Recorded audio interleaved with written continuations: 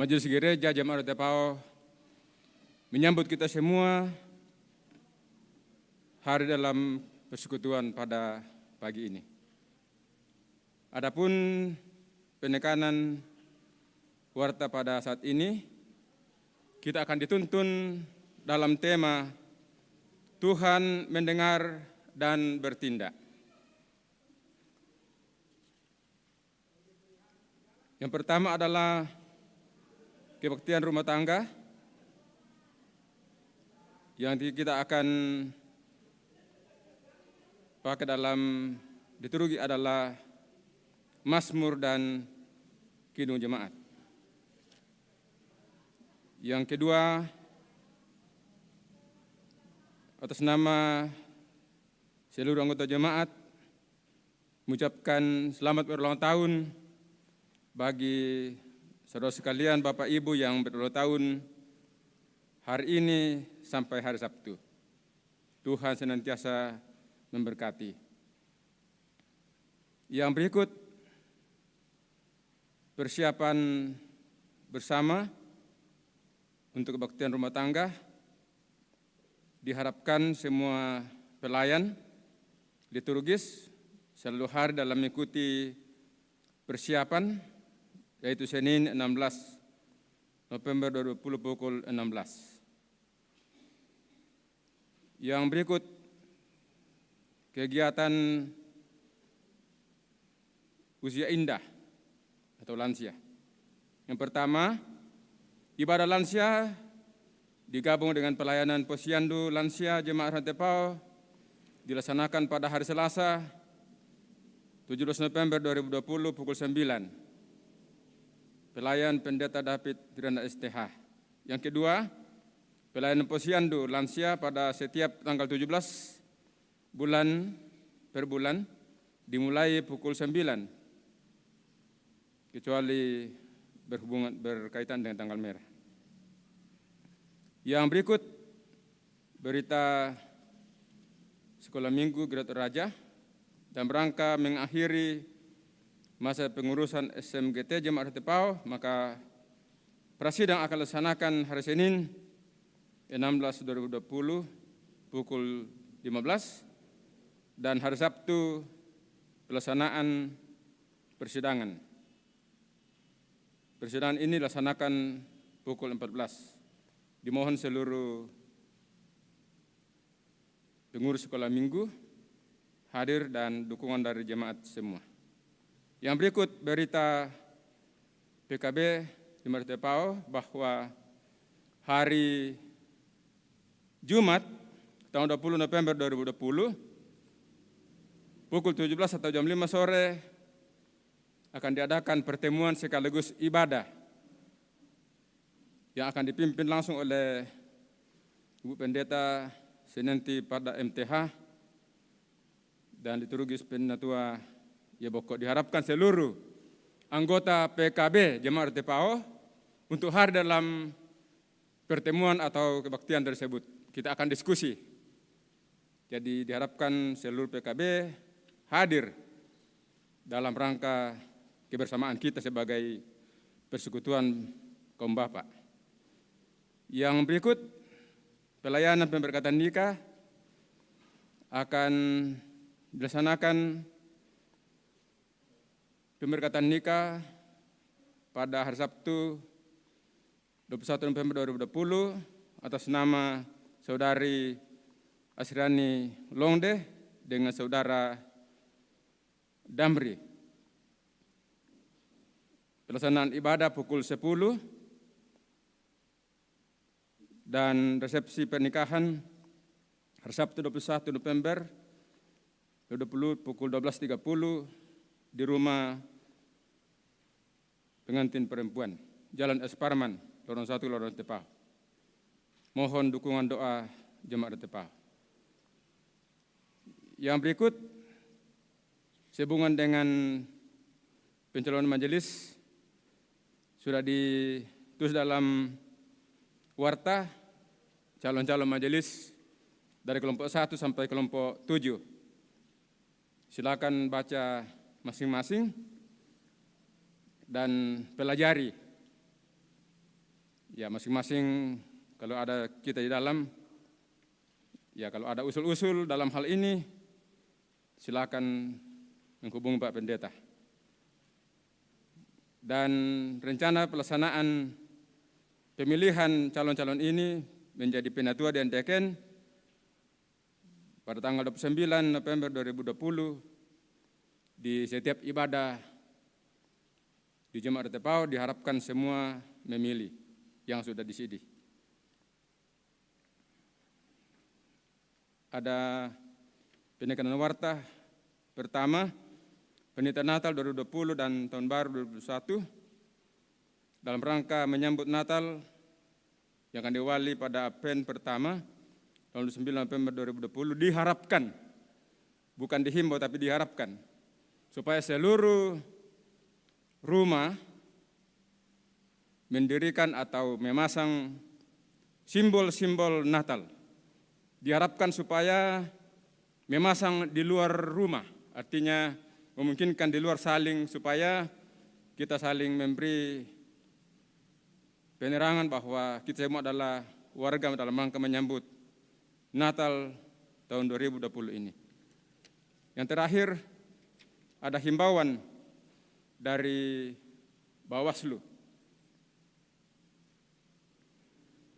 dalam rangka menghadapi pelaksanaan pemilihan Bupati dan Wakil Bupati Toraja Utara tanggal 9 Desember 2020 ini, dan ini Bawaslu Toraja Utara menghimbau dan meminta kepada Bapak Ibu pimpinan gereja, majelis jemaat, pimpinan staf, ya, semua Toraja Utara agar pada setiap jam ibadah dapat mengumumkan dan mensosialisasikan kepada jemaat terkait dengan beberapa aturan yang harus dipahami dan diketahui oleh seluruh masyarakat. Adapun aturan-aturan yang maksud adalah sebagai berikut. Penekanannya di sini adalah pertama dikatakan politik uang dan sanksi pidana yang diatur dalam pasal 187A Undang-Undang 10/2016 agar setiap orang yang dengan sengaja melakukan perbuatan melawan hukum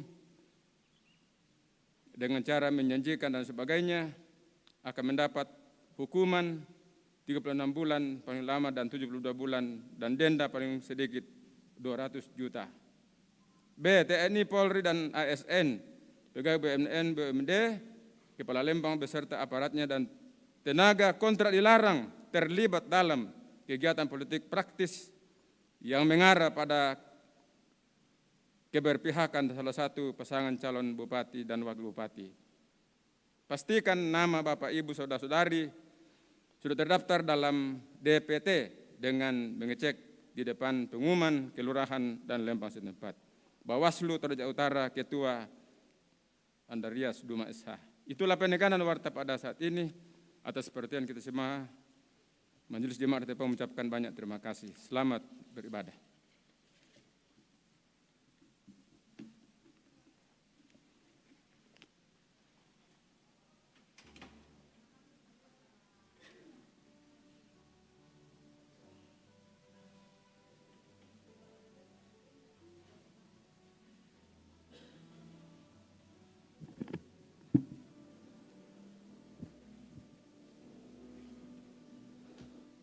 Sidang jemaat yang dikasihi oleh Tuhan, berhimpun menghadap Allah. Bersorak-soraklah bagi Tuhan, hai seluruh bumi. Beribadahlah kepada Tuhan dengan sukacita. Datanglah ke hadapannya dengan sorak-sorai.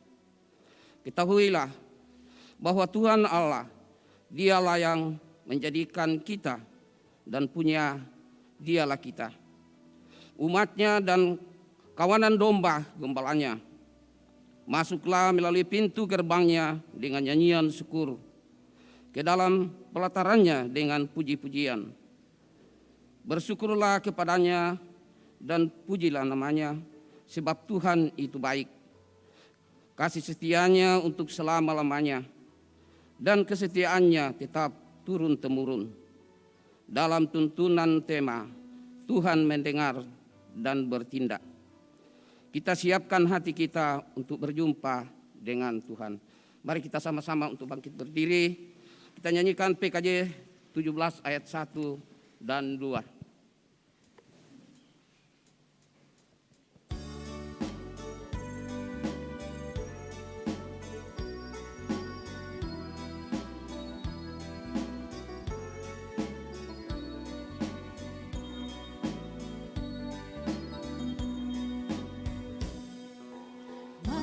Kita puji, kita muliakan Tuhan. Mari kita sujud mengagungkan kuasa-Nya. Besarkan namanya di kerajaan-Nya. Kasih setia-Nya abadi dan kekal sampai selamanya. Haleluya, sampai selamanya. Haleluya. Sorak-sorai jagat raya, soraklah isi dunia. Puji haleluya. Mari kita puji, kita muliakan Tuhan. Janganlah lupakan berkat dan anugerah-Nya sepanjang hidupmu. Bersyukurlah terus, jadilah kau berkat bagi sesamamu. Pimpinannya tetap, haleluya. Pimpinannya tetap, haleluya. Sorak-sorai jagat raya, soraklah isi dunia. Puji haleluya.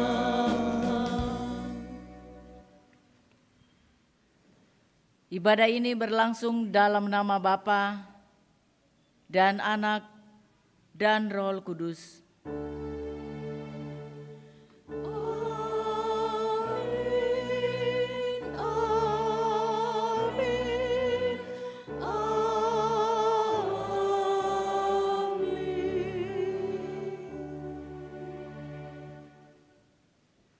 Salam kepada kamu sekalian.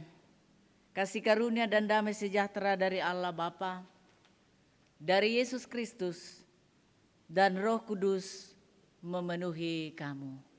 Sejahteralah kita semua. Haleluya.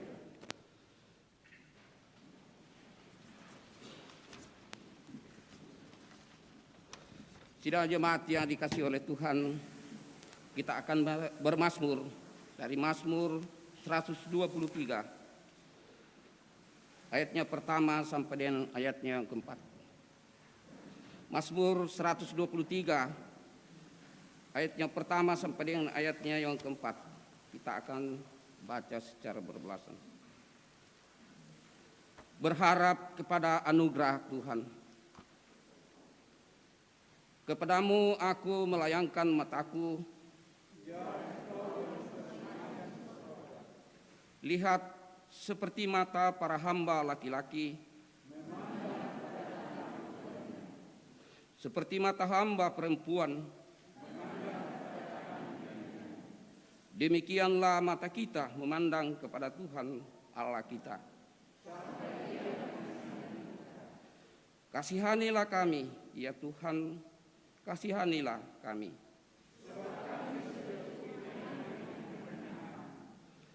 Jiwa kami sudah cukup kenyang.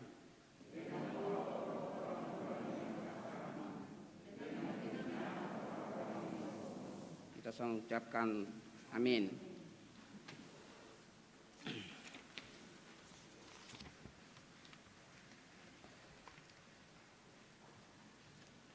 Kita bersama-sama mendengarkan perintah untuk mengasihi. Sebagaimana 1 Yohanes 3 ayat 23. Dan inilah perintahnya itu, supaya kita percaya akan nama Yesus Kristus, Anaknya, dan supaya kita saling mengasihi sesuai dengan perintah yang diberikan Kristus kepada kita.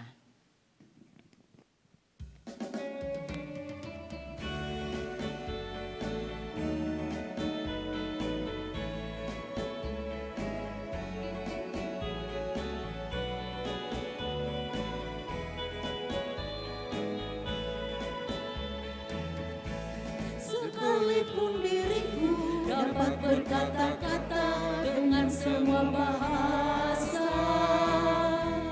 bahasa manusia dan bahasa malaikat ataupun yang lainnya, tapi jika aku tak mempunyai kasih, aku serupa buk yang menggema dan jarang yang gemerincing. Sekalipun diriku memiliki karunia bernubuat, sekalipun diriku punya iman sempurna untuk pindahkan gunung, tapi jika aku tak mempunyai kasih, aku serupa layakku dan jangan yang memilikiku.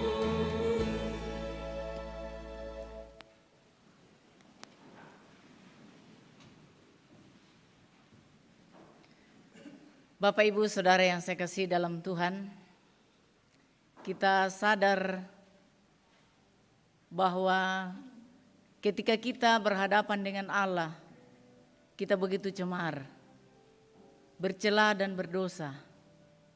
Karena itu, di hadapan Allah yang Maha Kuasa dan Maha Pengasih, kita merendahkan diri di hadapannya, mengaku bahwa kami adalah orang-orang berdosa.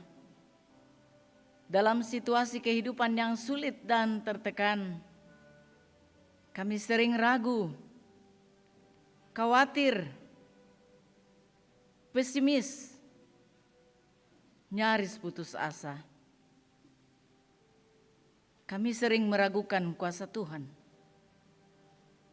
Kehendak kami adalah ingin segera terbebas dari himpitan hidup yang sulit. Kami tidak sabar menanti kehendak Tuhan dan cara Tuhan bekerja dalam hidup kami.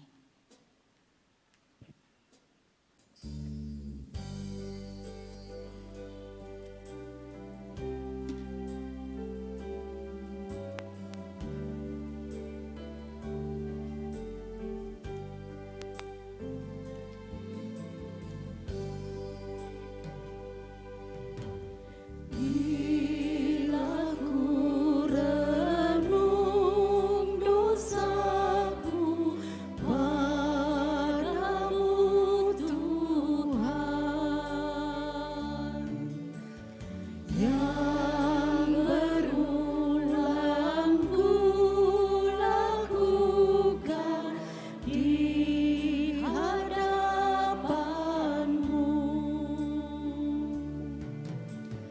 Kasih sayangmu, perlindunganku, di bawah naungan sayapmu, damai hatiku. Kasih sayangmu, pengharapanku, usapan kasih setiamu, selalu ku rindu.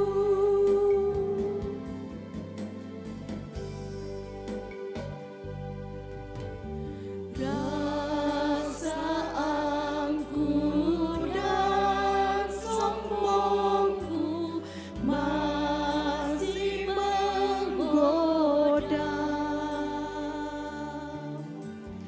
Iri hati dan benciku kadang menjelma. Kasih sayangmu, perlindunganku, di bawah naungan sayapmu, damai hatiku. Kasih sayangmu, pengharapanku,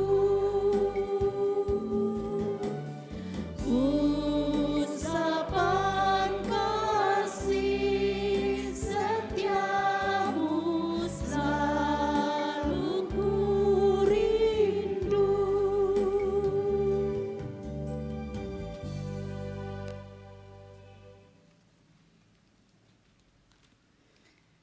Bagi kamu sekalian yang mengaku dosa dengan sungguh, kasih dan anugerahnya diteguhkan kembali. Siapakah Allah seperti engkau yang mengampuni dosa dan yang memaafkan pelanggaran dari sisa-sisa miliknya sendiri, yang tidak bertahan dalam murkanya untuk seterusnya, melainkan berkenan kepada kasih setia. Biarlah ia kembali menyayangi kita, menghapuskan kesalahan-kesalahan kita, dan melemparkan segala dosa kita ke dalam tubir-tubir laut. Sidang jemaat yang dikasih oleh Tuhan, kita akan memberikan ungkapan syukur kita lewat persembahan. Kita akan dituntun oleh Tuhan lewat Matius 25 ayatnya yang ke-29. Akan tetapi aku berkata kepadamu, mulai dari sekarang aku tidak akan minum lagi hasil pokok anggur ini sampai pada hari aku meminumnya, yaitu yang baru, bersama-sama dengan kamu dalam kerajaan Bapakku. Sambil memberikan persembahan, mari kita menyanyikan PKJ 150 ayat pertama sampai dengan ayatnya yang keempat.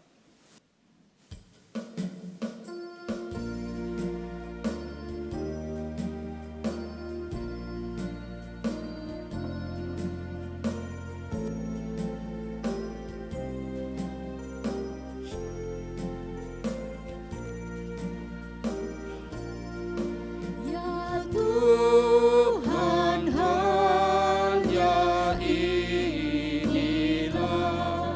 yang patut ku beri padamu, ungkapan syukur apalah dibanding berkat karuniamu.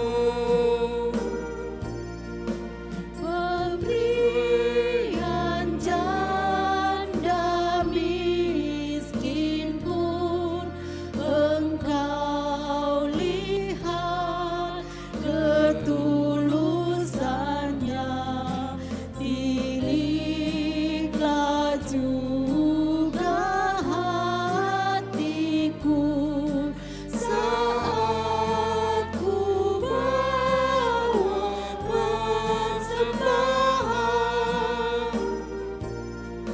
Semua harta kami pun bersumber hanya kepadamu, dengan bersuka bergemar ku persembahkan kepadamu.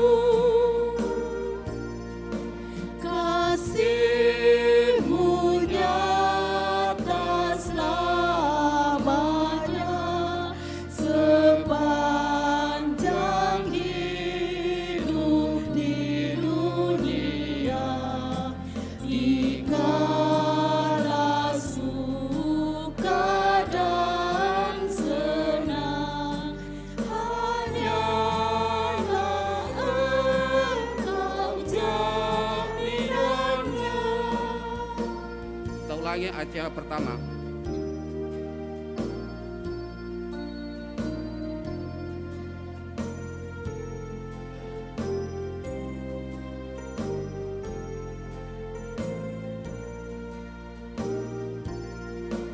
Ya Tuhan, hanya inilah yang patut ku beri padamu,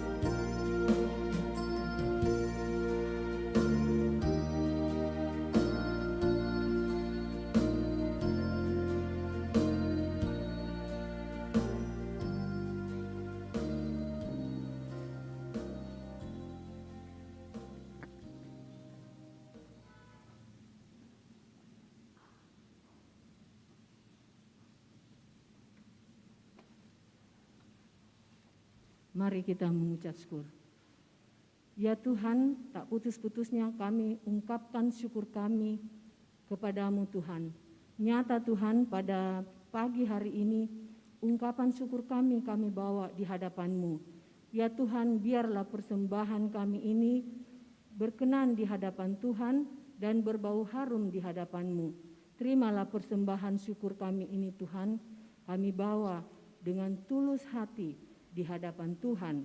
Di dalam Yesus Kristus kami mengucap syukur. Amin.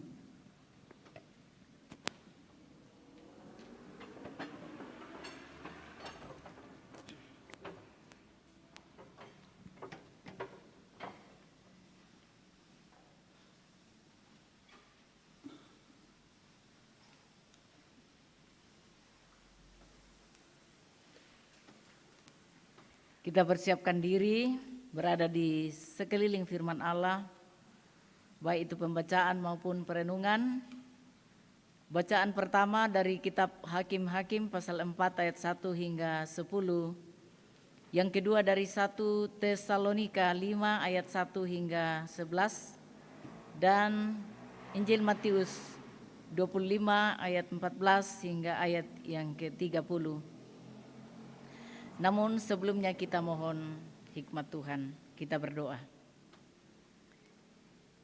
Ya Tuhan Allah, Bapa kami di sorga, pencipta langit bumi serta segala isinya. Allah yang kami sapa Bapa di dalam dan melalui anak-Mu Yesus Kristus. Itulah Tuhan dan Juru Selamat kami yang hidup, yang tetap setia menaungi kami dalam pimpinan Roh Kudus, hingga ke dalam kehidupan kami sampai saat ini.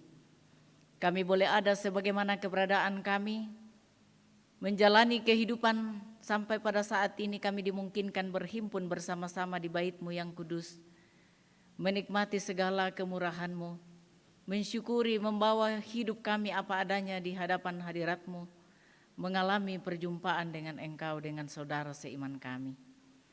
Di dalamnya kami akan membaca dan merenungkan akan firman kebenaran-Mu.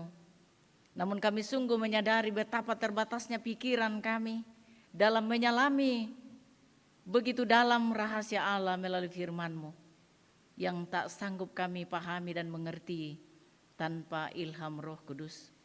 Karena itu penuhilah hati dan pikiran kami sehingga kami dapat memahami dan mengerti maksud atau isi hati Tuhan lewat sabda-Mu yang akan kami baca, kami akan renungkan bersama-sama.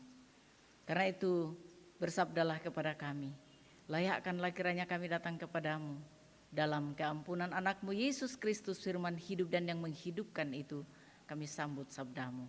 Haleluya, amin.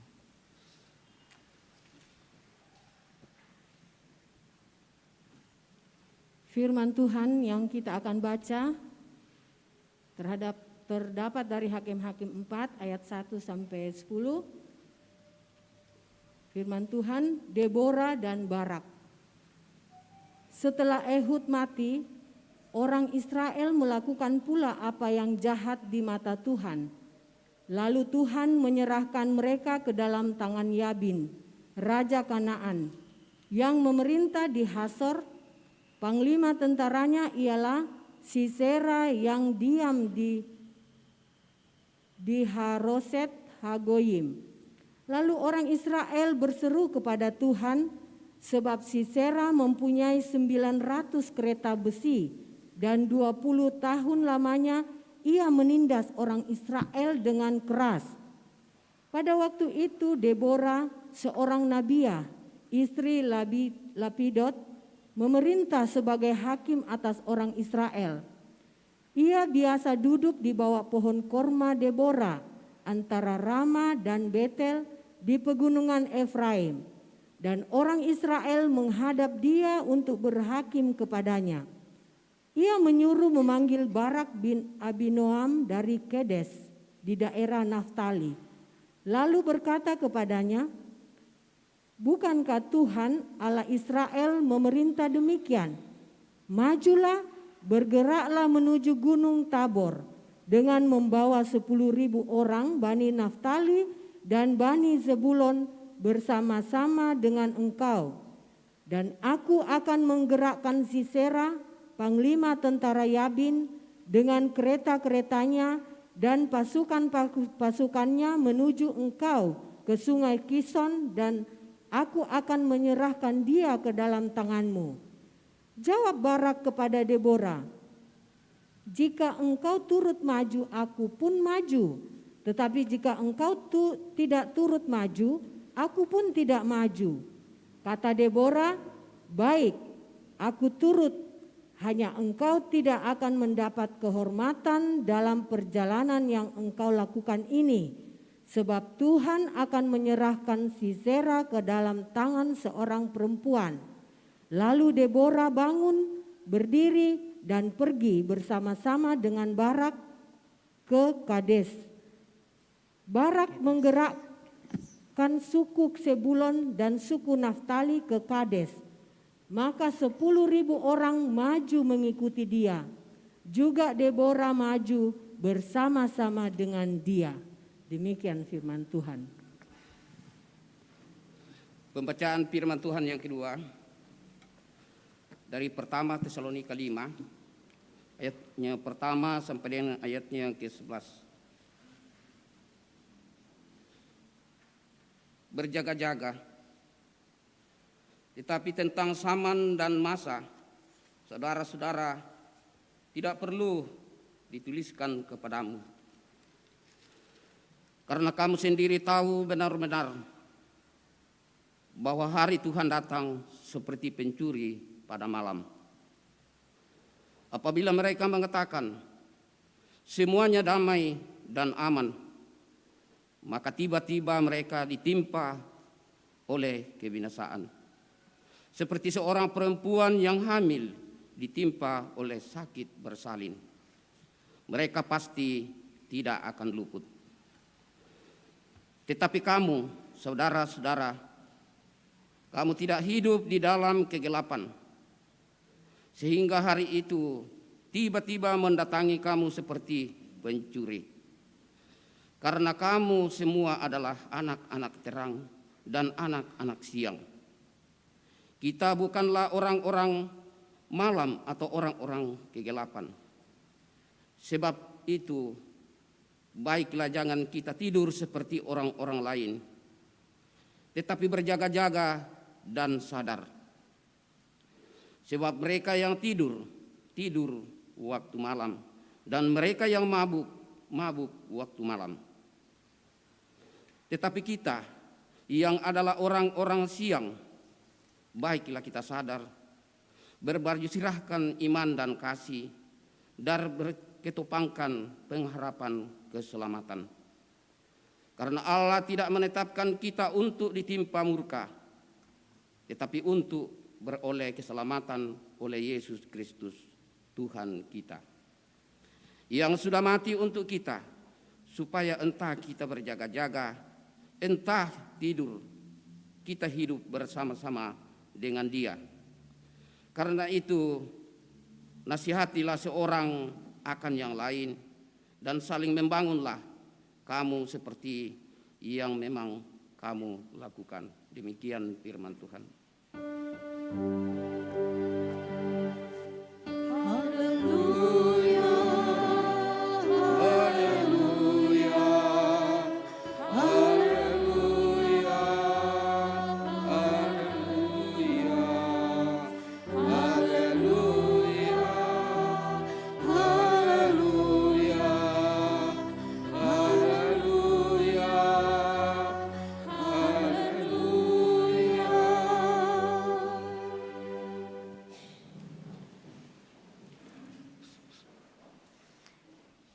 Dengarkanlah Injil Matius pasal 25 ayat 14 hingga 30 tentang perumpamaan tentang talenta. Sebab hal kerajaan sorga sama seperti seorang yang mau bepergian ke luar negeri, yang memanggil hamba-hambanya dan mempercayakan hartanya kepada mereka. Yang seorang diberikannya 5 talenta, yang seorang lagi 2, dan yang seorang lain lagi 1, masing-masing menurut kesanggupannya. Lalu ia berangkat. Segera pergilah hamba yang menerima 5 talenta itu. Ia menjalankan uang itu lalu beroleh laba 5 talenta. Hamba yang menerima 2 talenta itu pun berbuat demikian juga dan berlaba 2 talenta. Tetapi hamba yang menerima 1 talenta itu pergi dan menggali lubang di dalam tanah lalu menyembunyikan uang tuannya. Lama sesudah itu pulanglah tuan hamba-hamba itu lalu mengadakan perhitungan dengan mereka.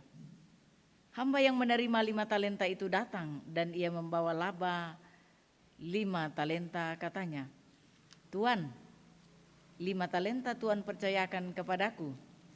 Lihat, aku telah beroleh laba 5 talenta." Maka kata tuannya itu kepadanya, "Baik sekali perbuatanmu itu, hai hambaku yang baik dan setia. Engkau telah setia dalam perkara kecil, aku akan memberikan kepadamu tanggung jawab dalam perkara yang besar. Masuklah dan turutlah dalam kebahagiaan tuanmu." Lalu datanglah hamba yang menerima 2 talenta itu, katanya, "Tuan, 2 talenta Tuan percayakan kepadaku. Lihat, aku telah beroleh laba 2 talenta." Maka kata tuannya itu kepadanya, "Baik sekali perbuatanmu itu, hai hambaku yang baik dan setia. Engkau telah setia memikul tanggung jawab dalam perkara yang kecil. Aku akan memberikan kepadamu tanggung jawab dalam perkara yang besar. Masuklah dan turutlah dalam kebahagiaan tuanmu." Kini datanglah juga hamba yang menerima 1 talenta itu dan berkata, "Tuan, aku tahu bahwa Tuan adalah manusia yang kejam, yang menuai di tempat di mana Tuan tidak menabur dan yang memungut dari tempat di mana Tuan tidak menanam. Karena itu aku takut dan pergi menyembunyikan talenta Tuan itu di dalam tanah. Ini, terimalah kepunyaan Tuan." Maka jawab tuannya itu, "Hai kamu hamba yang jahat dan malas. Jadi kamu sudah tahu bahwa aku menuai di tempat di mana aku tidak menabur dan memungut dari tempat di mana aku tidak menanam. Karena itu, sudahlah seharusnya uangku itu kau berikan kepada orang yang menjalankan uang, supaya sekembaliku aku menerimanya serta dengan bunganya. Sebab itu ambillah talenta itu daripadanya dan berikanlah kepada orang yang mempunyai 10 talenta itu. Karena setiap orang yang mempunyai kepadanya akan diberi, sehingga ia kelimpahan.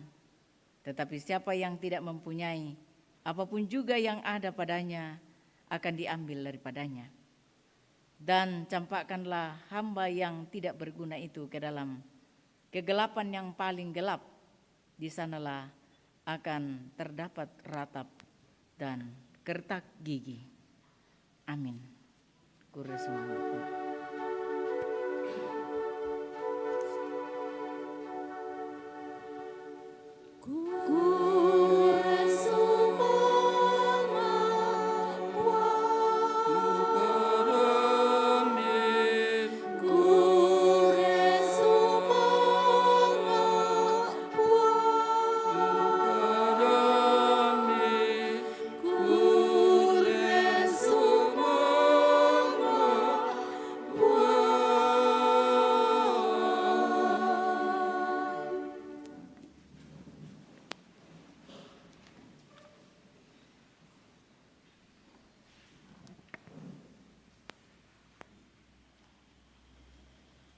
Bapak Ibu Saudara yang saya kasih dalam Tuhan, berdasarkan bacaan kita terutama bahan utama dari kitab Hakim-Hakim pasal 4 ayat 1 hingga ayat yang ke-10.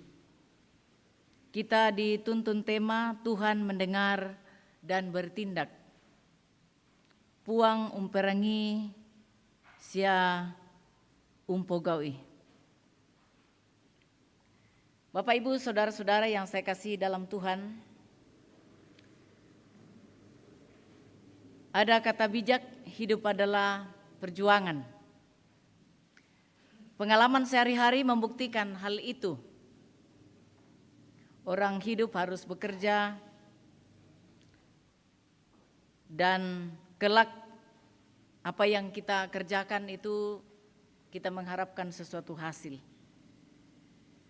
Dan tiap-tiap orang akan dikenal dan dikenang berdasarkan hasil karyanya, sekalipun mungkin sudah lama tidak ada. Ada juga kata bijak mengatakan gajah mati meninggalkan gading, harimau mati meninggalkan belang, orang mati meninggalkan nama.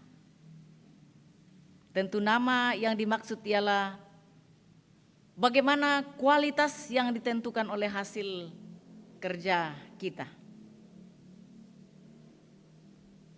Nama seseorang bisa dikenal dan dikenang bukan hanya karena dia cantik, dia gagah, dia kaya, dia hebat, dia pintar, tetapi dari karya-karyanya yang menakjubkan. Saya yakin kita semua memilih hidup untuk bekerja, berkarya, mengolah pikiran dan tidak takut terhadap tantangan. Tapi untuk mengetahui setiap pribadi kita sebagai suami, istri, anak-anak kita yang lebih tahu. Nanti masing-masing tanya, bagaimanakah kerja saya, bagaimanakah sifat-sifat saya, baik itu suami, orang tua. Ya, kita tanya orang-orang yang dekat dengan kita.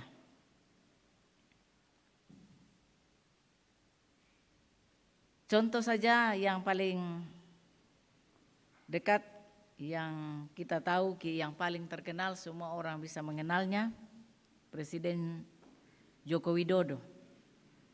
Kita kenal beliau dengan etos kerja. Ya. Kalau kita melihat perikop ini, mengingatkan kita mengenang pemimpin umat Israel. Sejak bangsa Israel keluar dari tanah Mesir, dari perbudakan dipimpin oleh Musa.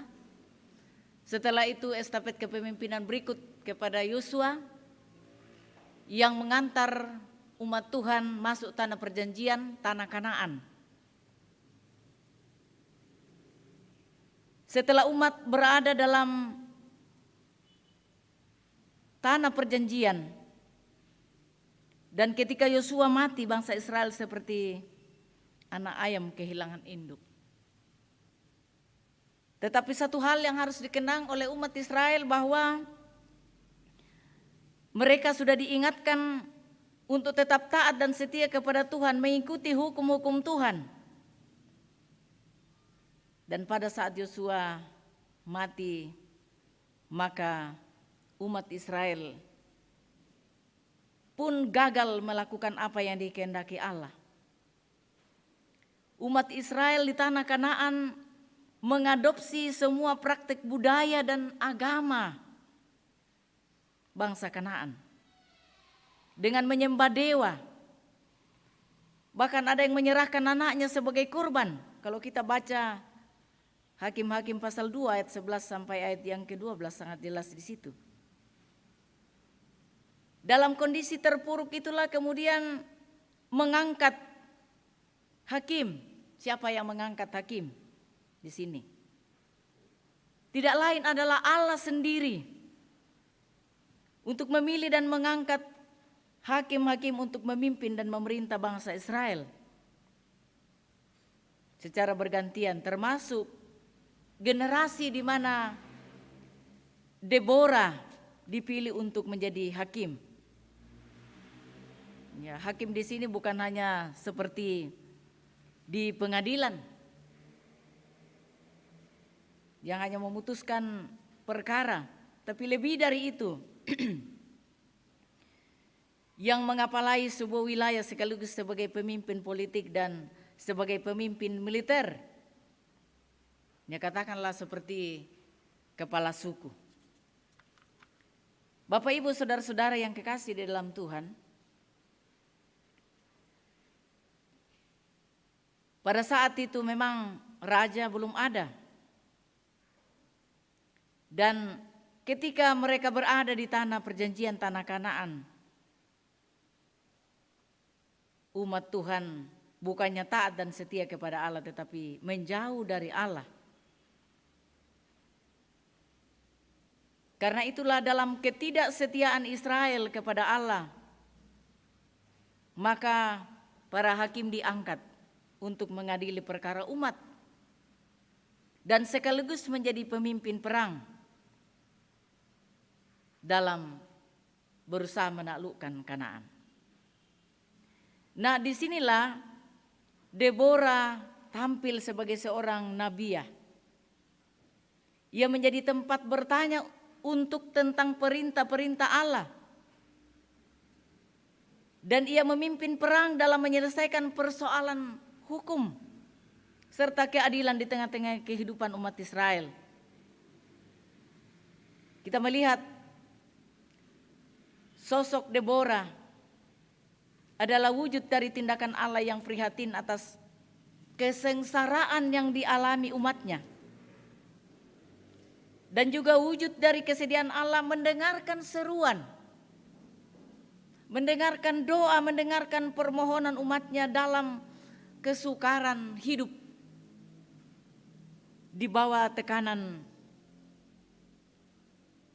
atau di bawah jajahan Raja Kanaan. Di sini kita melihat dua hal yang menarik dari kisah Barak dan Deborah yang memimpin Israel mengalahkan Sisera, panglima Kanaan itu. Pertama ialah mereka hanya bertindak berdasarkan kehendak Allah. Apa yang diperintahkan Tuhan kepada mereka itu diikuti. Jelas sekali dalam pembacaan kita tadi. Dan yang kedua, kerjasama yang baik Deborah dan Barak memperlihatkan arti penting kebersamaan dan kemitraan dalam menghadapi pergumulan. Saling membangun, kata Rasul Paulus dalam 1 Tesalonika 5 ayat 11. Saling menopang satu dengan yang lain dalam menghadapi musuh. Disitulah kita melihat letak kemenangan dari Deborah dan Barak. Secara khusus dalam diri Deborah, meski seorang wanita yang berstatus sebagai seorang istri Lapidot, tentu ia ibu rumah tangga, tetapi ia mampu menjalankan tugas yang dipercayakan Allah kepadanya sebagai seorang nabi dan sebagai seorang hakim atas umat Israel. Jadi ya tidak benar ungkapan konsep zaman batu yang mengatakan bahwa wanita di rumah aja. Ya. Sebaliknya kita membuka mata bahwa wanita mempunyai potensi besar untuk dipakai oleh Allah. Contohnya di sini Deborah. Takut-takut tuh Barak maju. Kalau tidak ada dukungan dari Deborah dalam hal ini. Ya, saya terinspirasi dengan hal ini, bahwa dalam segala peran dan tanggung jawab kita, kisah Deborah ini kita dapat belajar mengerti bahwa ternyata Allah menyatakan kuasanya, urapannya tidak dibatasi oleh gender.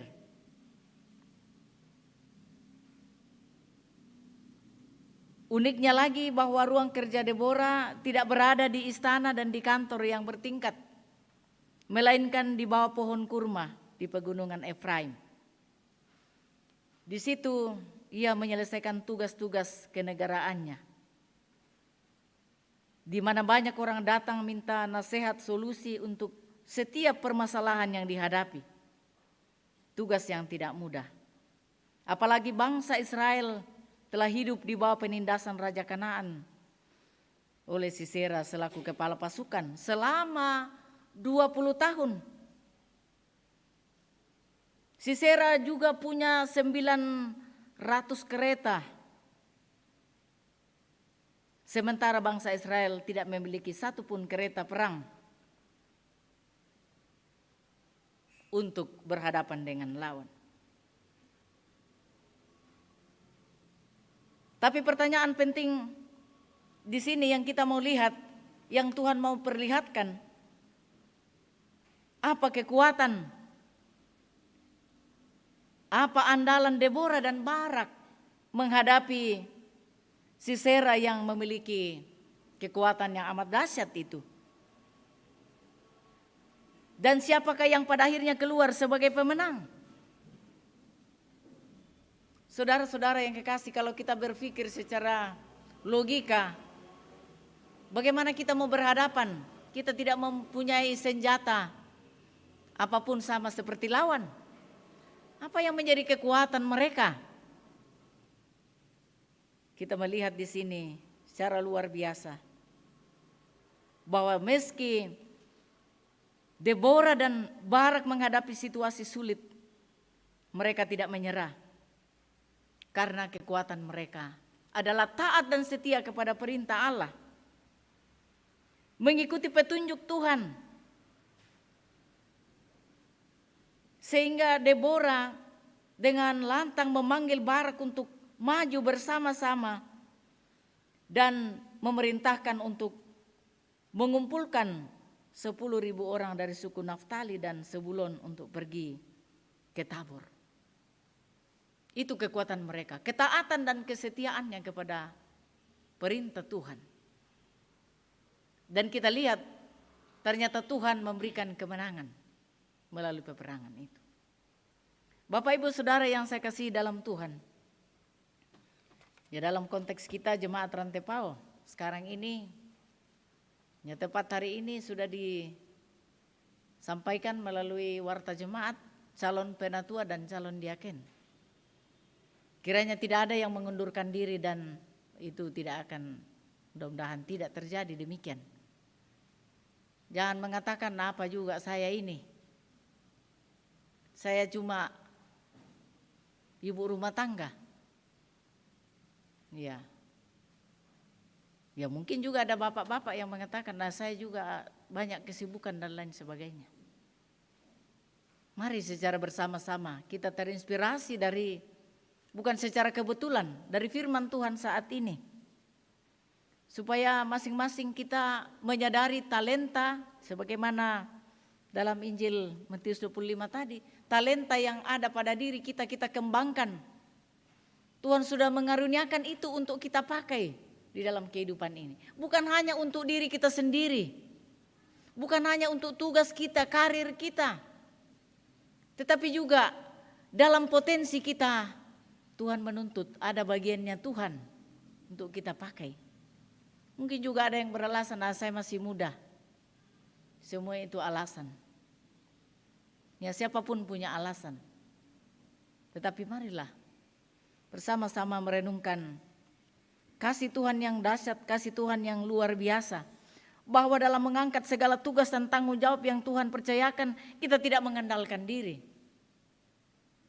Kita hanya mengandalkan kuasa dan penyertaan Tuhan, pertolongan Tuhan yang akan memberikan kita kemenangan demi kemenangan. Bukan karena hebat dan kuatnya kita, bukan karena pintarnya kita, jeniusnya kita.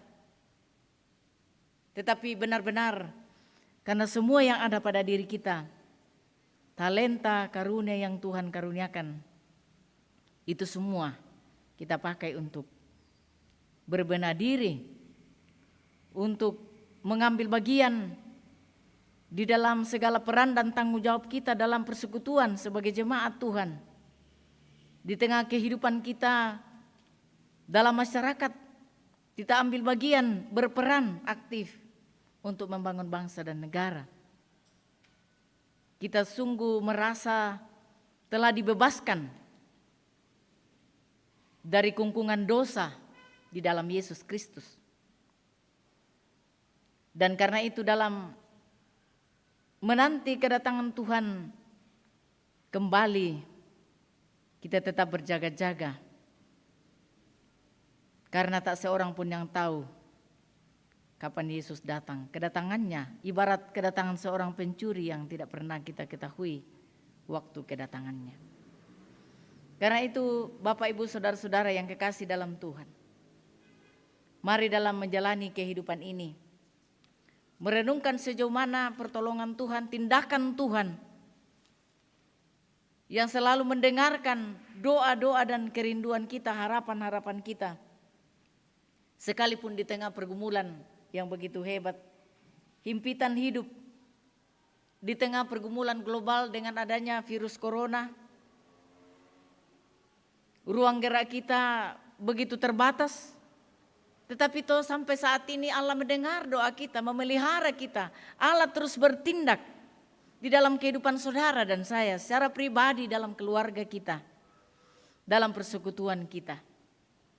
Memang di sana sini ada keluh kesah, ada ratap tangis, ada duka cita.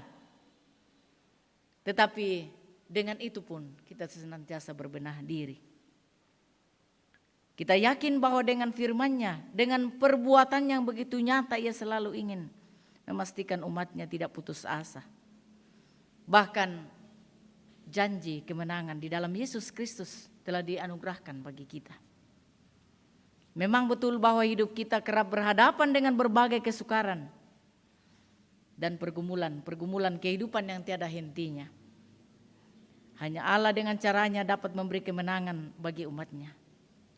Karena itu yang harus kita lakukan ialah tetap percaya kepadanya, mempercayakan diri kita kepada Allah, selalu berseru, berserah dan berdoa kepadanya, serta menantikan dengan tekun setia akan penggenapan janji-janjinya yang akan bertindak dan memastikan kita tetap berjalan pada masa depan yang disediakan Tuhan. Roh Kudus menolong kita, memampukan kita untuk peka kepada suara Tuhan, karena Allah sendiri akan mendengar dan bertindak dalam seluruh kehidupan kita. Terpuji namanya, haleluya, amin.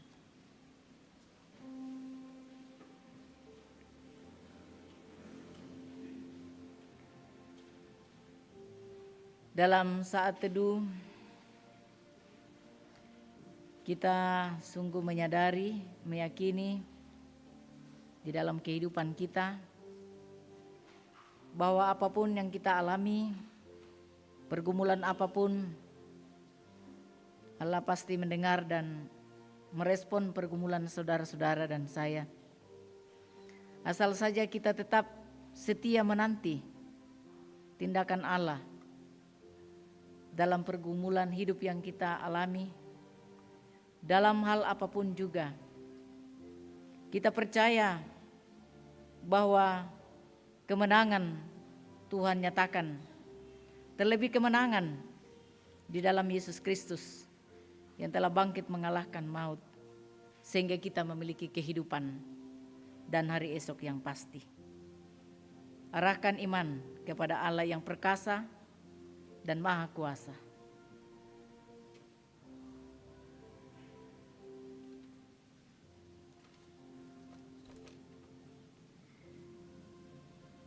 Kita bersama menaikkan doa syafaat.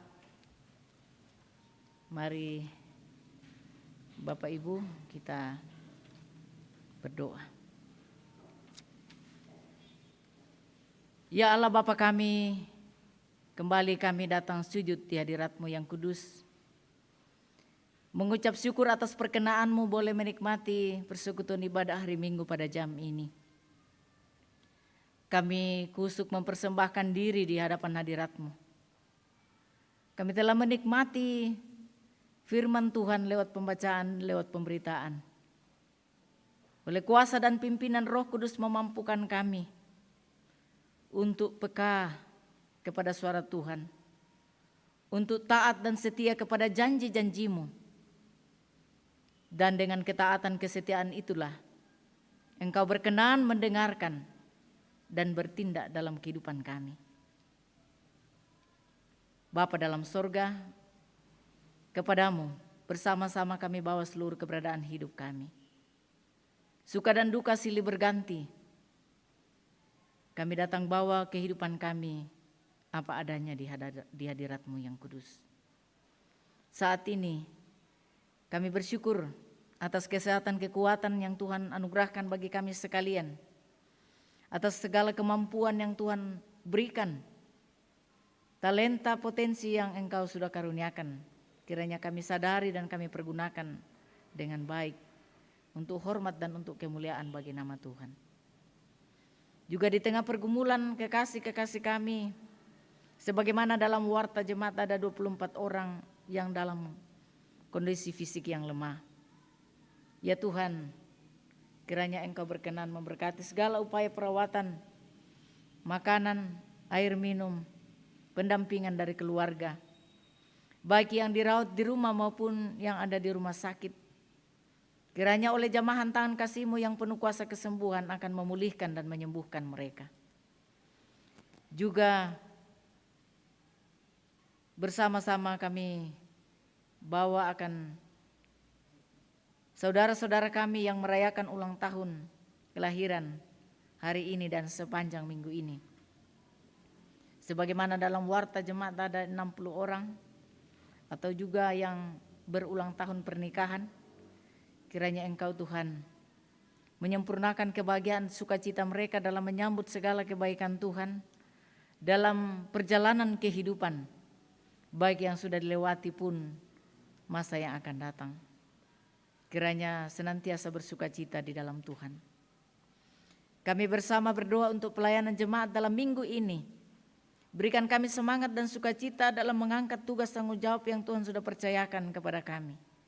Sebagai teman sekerja-Mu ya Allah, Majelis Gereja Pengurus OIG dalam menata pelayanan.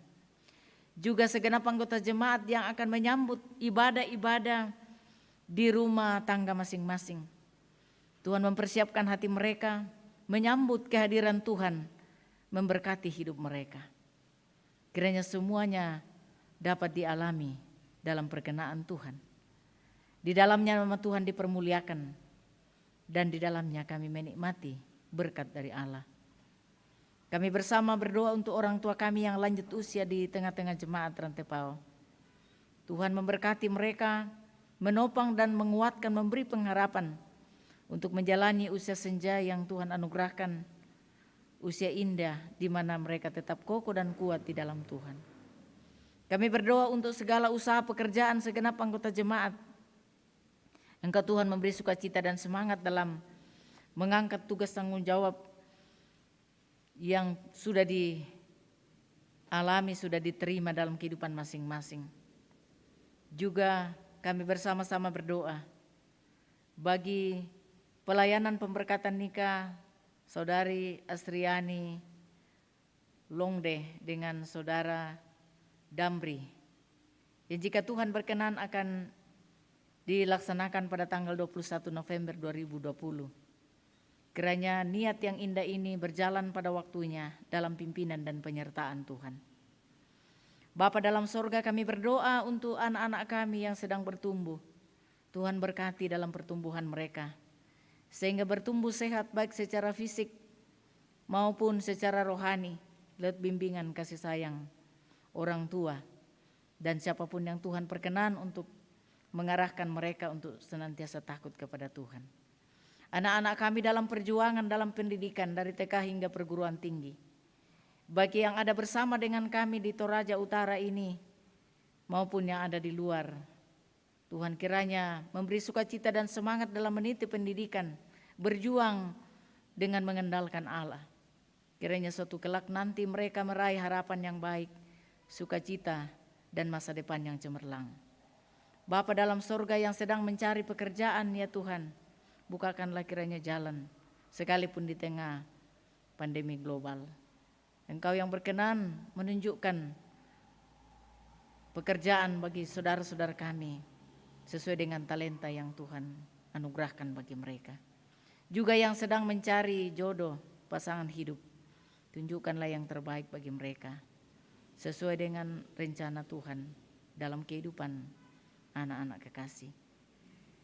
Bapa dalam sorga, kami bersama-sama menyerahkan seluruh keberadaan hidup kami, dan secara khusus ya Bapa, kami berdoa untuk segala persiapan pilkada yang digelar pada tanggal 9 Desember 2020. Kiranya berlangsung aman dan damai, dan masyarakat akan mendapatkan pemimpin yang Engkau perkenankan mengemban amanah mulia, dan secara khusus di tanah Toraja, di Toraja Utara ini. Bapa dalam sorga, kepadamu-lah kami serahkan seluruh keberadaan hidup kami hari ini dan seterusnya. Oleh topangan kasih-Mu, oleh tuntunan-Mu ya Tuhan, kami dimampukan untuk berjalan seturut dengan kehendak Allah. Ya Bapa, pendengar doa kami, sahutilah kami yang datang bermohon di dalam dan demi anak-Mu Yesus Kristus. Itulah Tuhan dan Juru Selamat kami yang hidup, yang sudah mengajar kami berdoa bersama demikian. Bapa kami yang di surga, dikuduskanlah nama-Mu. Datanglah kerajaan-Mu, jadilah kehendak-Mu di bumi seperti di sorga. Berikanlah kami pada hari ini makanan kami yang secukupnya, dan ampunilah kami akan kesalahan kami, seperti kami juga mengampuni orang bersalah kepada kami. Dan janganlah membawa kami ke dalam pencobaan, tapi lepaskan kami daripada itu. Karena Engkaulah yang punya kerajaan dan kuasa dan kemuliaan sampai selama-lamanya. Amin.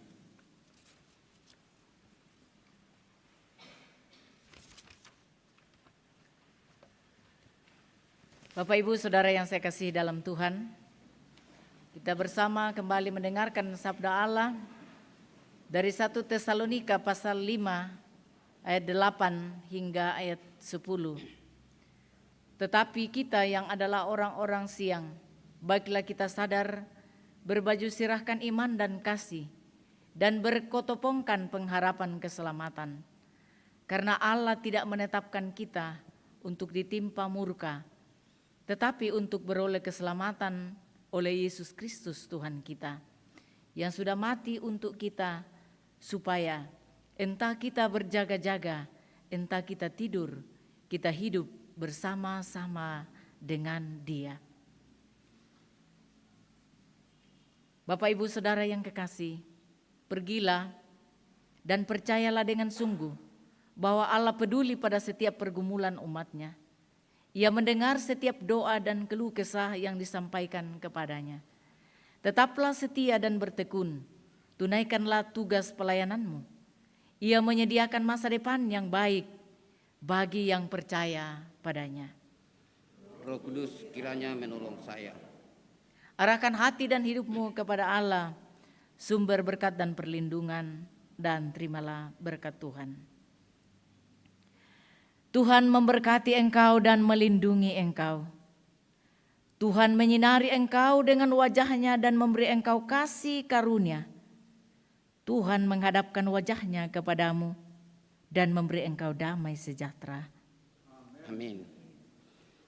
Kita nyanyikan nyanyian syukur atas selesainya ibadah kita pada saat ini. Dari Kidung Jemaat 388 ayat yang pertama dan ayat yang ketiga, selamat di tangan Yesus.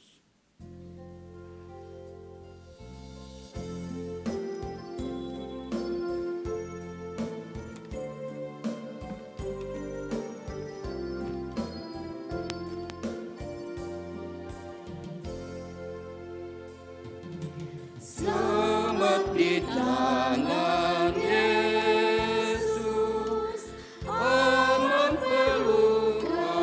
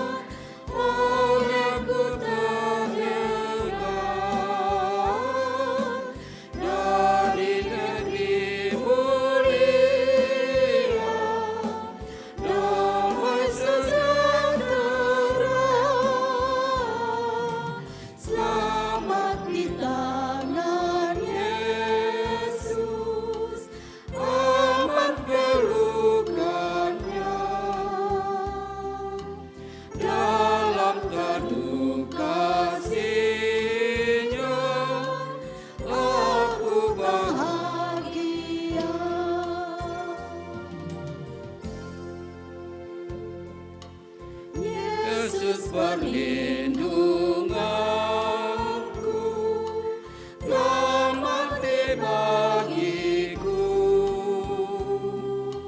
badan yang ku percaya, Yesus kekal teguh. Biar bertambah hati, ku menantikannya sampai harinya tiba dan fajar merekah. Selamat di tangan Yesus, aman pelukannya. Dalam teduh kasih-Nya, aku bahagia. Demikianlah ibadah kita. Sidang jemaat yang kasih oleh Tuhan, silakan untuk berdoa.